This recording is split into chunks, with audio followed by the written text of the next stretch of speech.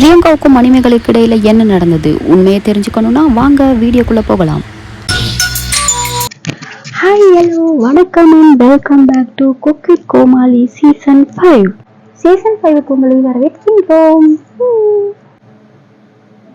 இன்னைக்கு பாத்தீங்கன்னா இர்ஃபானோட வைஃப் இங்க வாரது இர்ஃபானுக்கு தெரியாது. அதனாலதான் அவரு இவ்வளோ எனக்கு தெரியுமே எனக்கு சொல்லிட்டு தானே வந்தா உங்ககிட்ட ஸ்ட்ரைட்டா சொன்னேன். இந்த மாதிரி ஆங்கர் போர்ஷன்ஸ்ல ஜாஸ்தி இன்வால்வ் ஆகுது. அவங்க வேலையை அவங்க பார்க்கணும், எங்க வேலை எங்களை பார்க்க விடுங்க. போதும் பிரியங்கா, இதோட நிறுத்திக்கோங்க. ஷோக்கு நீங்க ஹோஸ்ட் இல்ல, நான் தான். எப்ப பார்த்தாலும் நான் பேசும்போது இடையில பேசிக்கிட்டே இருக்கிறீங்க. இப்ப நான் செய்ய வேண்டிய வேலையை நீங்க செய்துட்டு இருக்கிறீங்க. அது எப்படி நீங்க என்னைய பேச வேணாம்னு சொல்ல முடியும்? எனக்கு பேசுறதுக்கு எல்லா ரைட்ஸும் இங்க இருக்குது. என்னைய பேச வேணாம்னு சொல்றதுக்கு நீங்க யாரு? நீங்க எப்பவும் இப்படித்தான் பிரியங்கா பண்றீங்க. நான் பேசும்போது நீங்க இடையிலே பேசி என்ன ப்ரோக்ராம செய்ய விடாம பண்றீங்க. நீங்க தேவையில்லாத மாதிரி எல்லாம் பேசாதீங்க, சரியா? நீங்க இந்த மாதிரி எல்லாம் பேசுனீங்கன்னு சொன்னா இங்க இருக்க முடியாது, அவ்வளவுதான் சொல்லிட்டேன். நானும் எவ்வளவு நாளைக்கு தான் பொறுத்து போறது? சார், இவங்க என்கிட்ட சாரி கேட்டே ஆகணும். நான் ஒரு சீனியர் ஹோஸ்ட், எனக்கிட்ட போய் இவங்க இப்படியெல்லாம் பேசியிருக்கிறாங்க. இதெல்லாம் வெளியே தெரிஞ்சா என்னோட இமேஜ் என்ன ஆகுறது? இவங்க என்கிட்ட கண்டிப்பா மன்னிப்பு கேட்டே ஆகணும். என்னால முடியாது, இந்த மாதிரிக்கெல்லாம் என்னால இங்க உங்க கூட எல்லாம் இருந்து ப்ரோக்ராம் பண்ண முடியாது. நான் இப்பவே இங்க இருந்து போகணும். மணிமேகலை, இது ஒன்றும் பெரிய பிரச்சனை, நம்ம பேசி தீர்த்துக்கலாம். நீங்க அவங்க கிட்ட சோரை ஒன்று கேட்டுட்டு அந்த ப்ரோக்ராமை கண்டினியூ பண்ணலாம். என்னால பண்ண முடியாது சார். என்னால இருந்தாலும் இவங்களோட போயிட்டு நார்மலா இருக்கிற மாதிரி எல்லாம் என்னால நடிக்க முடியாது. கேட்டா மட்டும்தான் இங்க இருக்க முடியும்னு சொல்லுங்க. எனக்கு செல்ஃப் ரெஸ்பெக்ட் தான் முக்கியம். நான் இப்பவே இங்க இருந்து கிளம்புறேன். இப்படிப்பட்ட இடத்துல நான் இருக்கணும்னு எனக்கு அவசியமே கிடையாது. பிரியங்கா ஆங்கர்ஸ் கிட்ட கேக்குறாங்க, can I say something about Divya அப்படிங்கும்போது ரச்சனா அப்படி சொல்றாரு. மணிமேகலை எதுவும் சொல்லல. இன்னைக்கு பாத்தீங்கன்னா திவ்யா துரைசாமி நம்மளோட நிகழ்ச்சியில இருந்து எலிமினேட் ஆகுறாங்க.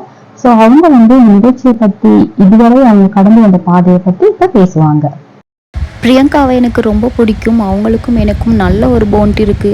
அவங்க என் கூட எல்லாம் பேசுவாங்களான்னு நினைச்சேன், ஆனா ரொம்ப நல்லாவே பேசினாங்க. அவங்கள நான் ரொம்ப மிஸ் பண்றேன். திவ்யா துரைசாமி பாத்தீங்கன்னா எனக்கு ஒரு நல்ல ஃப்ரெண்டு. அவள் இங்க வந்ததுக்கு பிறகுதான் எனக்கு தெரியும். நானும் அவளும் இங்க பாருங்க பிரியங்கா, இது என்னோட நிகழ்ச்சி, இங்க நாட்டா ஹாஸ்ட். நீங்க இடையில பேசிக்கிட்டு இருக்காதீங்க. என்னோட சீன் எல்லாத்தையுமே எடிட்டிங்ல தூக்கிடுவாங்க. எல்லாரும் நீங்க படிக்கிறது மட்டுமே போடுறாங்க. இதுல எனக்கு பேச வேண்டிய நேரத்துலயும் பேச விடாம செஞ்சீங்கன்னு சொன்னா நான் என்ன பண்றது? இருந்து மணிமேகலை, நான் அவளை பத்தி பேசிட்டு தான் இருக்கேன். நான் நீங்க பேசிட்டு இருக்கும்போது இடையில பேசல. நான் அவங்கள பத்தி பேசவான்னு சொல்லி கேட்டேன். ரக்ஷனும் ஓகே சொன்னதுக்கு அப்புறமா தான் நான் பேசவே ஸ்டார்ட் பண்ணினேன். தயவு செஞ்சு இப்படியெல்லாம் பேசாதீங்க பிரியங்கா. எனக்கு பேசுறதுக்கான ஸ்பேஸ் கொடுங்க. நீங்க பேசுறது ரொம்ப தப்பு மணிமேகலை. அந்த மாதிரி எல்லாம் எதுவும் பண்ணலையே. அவங்க என்னைய பத்தி பேசினாங்க. ஸோ அவங்கள பத்தி பேசுறதுக்கு நான் எனக்கு ஒரு வாய்ப்பு கேட்கிறேன், அவ்வளவுதான்.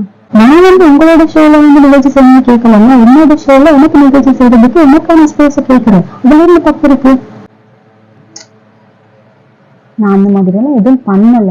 ஏன் இது இவ்வளவு பெரிய பிரச்சனை ஆக்குறீங்க? நீங்க பாருங்க சார், நீங்க இப்படியே பண்ணிக்கிட்டு இருந்தீங்கன்னு சொன்னா எனக்கு இது சரிப்பட்டு வராது சார். லாஸ்ட் வீக் எனக்கு திவ்யாவை பத்தி பேசுறதுக்கான சான்ஸ் கிடைக்கல. ஸோ அதை பத்தி ஏதாவது பேசிட்டு அப்படியே இந்த ப்ரோக்ராம் ஜாலியா எடுத்துட்டு போயிடலான்னு தான் நான் நினைக்கிறேன். மணிமேகலை, பிரியங்கா சொல்ற மாதிரி நாம இந்த ப்ரோக்ராமை எடுத்துட்டு போகலாம். என்னால பண்ண முடியாது சார். என்னால இருந்தாலும் இவங்களோட போயிட்டு நார்மலா இருக்கிற மாதிரி எல்லாம் என்னால நடிக்க முடியாது சார். எனக்கு எல்லாத்த விட செல்ஃப் ரெஸ்பெக்ட் தான் ரொம்ப முக்கியம்.